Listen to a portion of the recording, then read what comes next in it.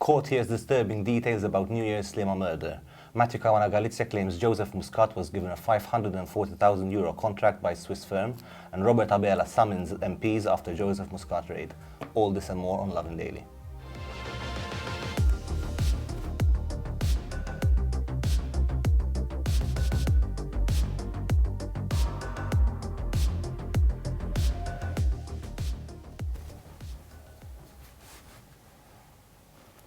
Good evening, Malta and Gozo. Welcome to another episode of Lovin Daily. My name is Yannick Parch, with me is Jonathan Chilia. I've got a jam-packed episode for you today. Starting with the first story, John, you want to start us off? Yeah, big day in court as the compilation of evidence in the murder case of Paulina Dębska, the 29-year-old Polish national, was found dead on 2nd January in SLIEMA Independence Gardens, has begun today, even though it started off with a bit of a hiccup. Murder suspect Abner Aquilina is actually in quarantine, so he could not appear in court physically, so he appeared virtually. Lovin Malta wrote a number of stories coming out of court today. I'm going to run through some of the key details that emerged in court. There were some really shocking details, so a bit of viewer discretion is advised, because I am going to mention some, disturbing details. So the first thing that, I think was a major point to report on is that Abner Aquilina said that, quote, he didn't mean to hurt Dębska too much, which is a very strange thing to hear when you consider the man is being charged with the murder and rape of Paulina Dębska. He recounted that, prior to seeing Dębska, he had actually smelt, and that's his own word, he had smelt another woman who was wearing a white jacket, and he actually started following her. However, she seemed to have noticed him, and she actually got away from him in time. He also explained how he had seen two men and actually got his keys between his fingers and approached the two men before eventually coming across Paulina Dębska. He seemed quite erratic, saying, listen, my mind is like a cooker, that's his own word, cooker. And during some of the things that he told to the police that was recounted in court, he referred to devils, illuminated ones, and he also spoke about his connection with religious fundamentalist group River of Love. Personally, one of the most shocking details that came out of today's court case was the testimony of a SLIEMA man, a SLIEMA resident, who is believed to have witnessed the rape, the rape in question of Paulina happening, but he thought he was looking at a man doing push-ups. So the man recounted how he had been walking along the SLIEMA promenade early on the morning of 2nd January, and as he was walking, he had seen a man wearing a maroon top moving up and down, and he had assumed that the man was doing some push-ups or some sort of exercise. He also explained that he was listening to the rosary on the radio at the time, so he wasn't really listening.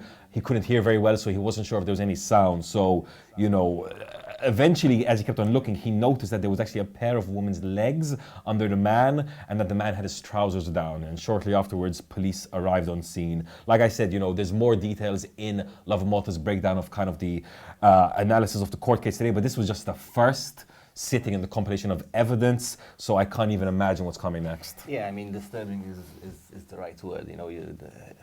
The case is ongoing. I guess we're going to hear a lot more of this. It's very clear that there are some degree of mental issues in this case. Though that being said, I'll have to wait and see, because I'm sure there's going to be a lot more revealed over the coming days and weeks. On to our next story. Matthew Caruana Galizia, the son of the late journalist Daphne Caruana Galizia, has claimed that former Prime Minister Joseph Muscat was given a €540,000 contract by a Swiss firm linked to Stewart Healthcare. Writing on Facebook a day after the police raided Muscat's residence, Caruana Galizia said that he was due to receive up to €15,000 a month for at least 36 months, and that the payment had only stopped after the bank, they were flagged by the bank, which basically closed the accounts.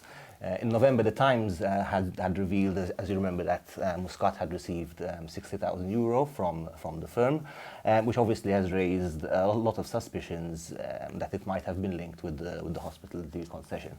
The raid yesterday has sent the country into a frenzy. Labour supporters calling for demonstrations in the street, basically feeling that it's unacceptable for Muscat to have been raided in that way. The news has also forced Robert ABELA to summon his MPs in order to do some damage control of the situation. Absolutely. So the Prime Minister, Malta's Prime Minister, has been privately speaking to Labour MPs, you know, kind of in the fallout, in the wake of this raid on his predecessor's home in in Malta. So sources have told Love Malta that MPs were told to present a message of unity when speaking to the media, when speaking publicly, as well as in their respective localities. Now, as Yannick pointed out, there's a lot of tension even within the Labour parliamentary group following this. Some MPs feel that yes, Joseph Muscat was humiliated, that maybe this was targeted to kind of shame him publicly, whereas other MPs do believe that this is just part of the search for justice. At the end of the day, the inquiring magistrate has every right to ask for phones to be confiscated, as was in the case here. So very interesting to see kind of, Robert ABELA stepping in, trying to control the fire from spreading too far beyond his control. Yeah, I mean, as we know, Labour has given off this image of unity, especially when compared with the Nationalist Party in recent years. So something like this, which looks to be pitting, a former Prime Minister with the present one, is obviously making a lot of people in the Labour Party uncomfortable. So it's understandable that Robert ABELA would want to get a hold on it as soon as possible. On to our next story. A Maltese lawyer has broken down the inconsistencies in a Facebook post uploaded by Valletta Cultural Chairman CEO Jason McAuliffe yesterday. So as we were saying, after the raid yesterday, Jason McAuliffe took to Facebook and basically made the raid out to be a grand conspiracy against Labour, intended only to damage Labour.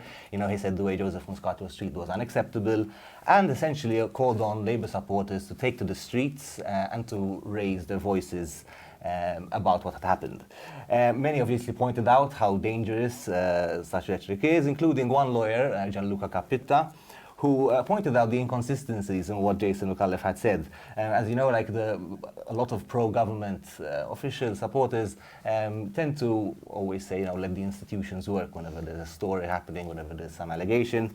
And Capitta basically pointed out how, clearly for people like Jason McAuliffe, you only let the institutions work when it suits you.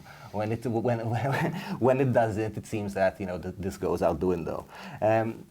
As we said, this story has definitely ruffled a lot of feathers, and I expect we'll have more developments over the coming days. I did love the fact that the lawyer did step into the public fray. This isn't a politically related lawyer or anything, and kind of, step by step broke down how dangerous it is to question a magistrate doing their duty.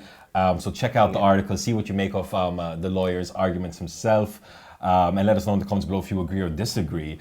And moving on to the final story, a very interesting story for anyone that's interested in, the galaxy, the what's going on beyond the Earth, space, as it were. Malta has officially launched its space strategy. This is a strategy that's all about exploring space for opportunities for Malta, little old Malta, to take advantage of, even though as far as we can see, no rockets or astronauts are in the plans. So if you were expecting a red and white rocket to be seen over your, roof sometime soon, unfortunately it will not be happening. However, there are some interesting points to take away from this. So Innovation Minister Owen Bonici and Task Force Chief Omar Kutayar presented the policies today, which aim to bear fruit in Malta by 2027. So this is over the next half a decade, over the next 5 years, and a link to the strategy, which you can check out yourself, is in the article.